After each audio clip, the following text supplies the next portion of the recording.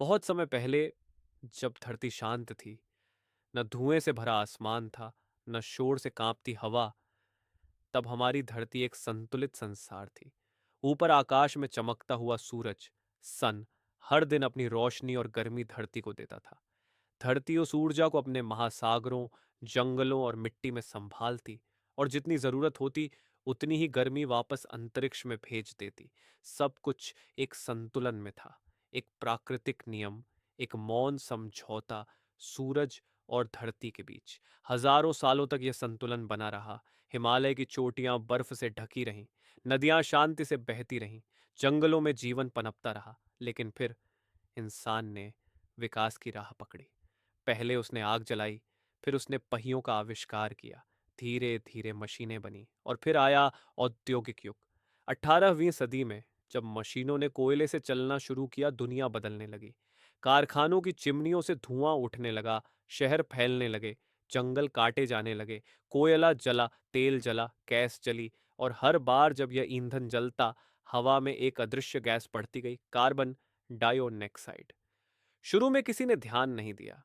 Gas दिखती नहीं थी, महसूस नहीं होती थी, लेकिन वैज्ञानिकों की नजर तेज होती है। 20वीं सदी के मध्य में वैज्ञानिकों ने हवा में कार्बन डाइऑक्साइड की मात्रा मापनी शुरू की। हवाई के मौना लोआ ऑब्जर्वेटरी में लगातार माप लिया गया और ग्राफ ऊपर की ओर चढ़ता गया, साल दर साल। अंतरिक्ष से धरती को देखने के लिए उपग्रह भेजे गए। अमेरिका की अंतरिक्ष संस्था नासा ने तापमान का रिकॉर्ड रखा। दुनिया भर के वैज्ञानिकों का समूह आईपीसीसी ने रिपोर्ट तैयार की। रिपोर्टों में साफ दिखा, धरती का औसत तापमान बढ़ रहा है। लेकिन कैसे? सूरज तो पहले जैसा ही था, उसकी ऊर्जा में कोई बड़ा बदलाव नहीं था। तो फिर समस्या कहाँ थी? समस्या थी उस अदृश्य कंबल में, ग्रीन हाउस गैसों के कंबल में। कार्बन डाइऑक्साइड, मीथेन और अन्य गैसें मिलकर धरती के चारों ओर एक परत बना देती हैं। जब सूरज की रोशनी धरती पर आती है, धरती गर्म होती है। फिर वह गर्मी इंफ्रारेड विकिरण के रूप में वापस अंतरिक्ष में जाने की कोशिश करती है। लेकिन कार्बन डाइऑक्साइड उस गर्मी को रोक लेती है। जैसे कांच का घर पौधों को गर्म रखता है, वैसे ही यह गैस धरती को गर्म रखने लगी।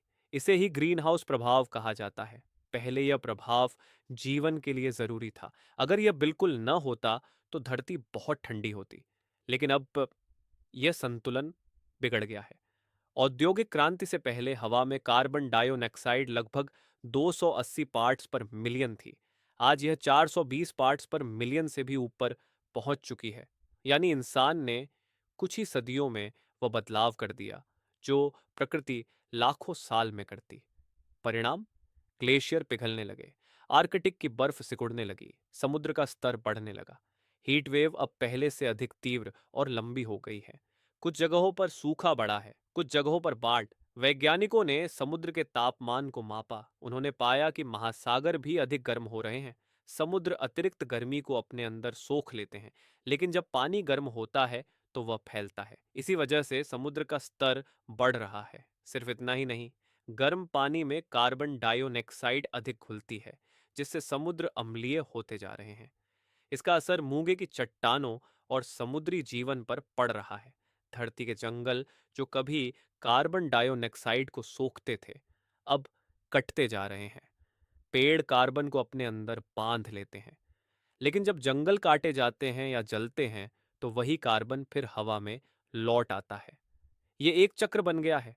जितनी ज्यादा गर्मी, उतने ज्यादा जंगलों में आग और उतनी ही ज्यादा कार्बन डाइऑक्साइड। वैज्ञानिकों ने कंप्यूटर मॉडल बनाए। उन्होंने भविष्य की तस्वीर देखी। अगर उत्सर्जन ऐसे ही बढ़ता रहा तो इस सदी के अंत तक तापमान 2 से 4 डिग्री सेल्सियस तक बढ़ सकता है।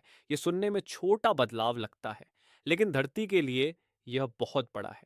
पिछली हिमयुग और आज के तापमान में लगभग 5 डिग्री का अंतर था। सोचिए, केवल कुछ डिग्री से पूरी दुनिया बदल जाती है। कई तटीय शहर खतरे में आ सकते हैं। खाद्य उत्पादन प्रभावित हो सकता है। पीने का पानी कम हो सकता है। लेकिन कहानी यहाँ खत्म नहीं होती। उम्मीद भी है। पवन ऊर्जा, सौर ऊर्जा, इलेक्ट्रिक वाहन, दुनिया धीरे धीरे स्वच्छ ऊर्जा की ओर बढ़ रही है। अगर हम कोयले और तेल पर निर्भरता कम करें, अगर हम जंगलों की रक्षा करें, अगर हम ऊर्जा का समझदारी से उपयोग करें तो यह संतुलन फिर से सुधर सकता है। धरती आज भी उसी सूरज की रोशनी पा रही है। सूरज बदला नहीं है, बदला है हमारा व्यवहार। ये कहानी डर की नहीं, जिम्मेदारी की है।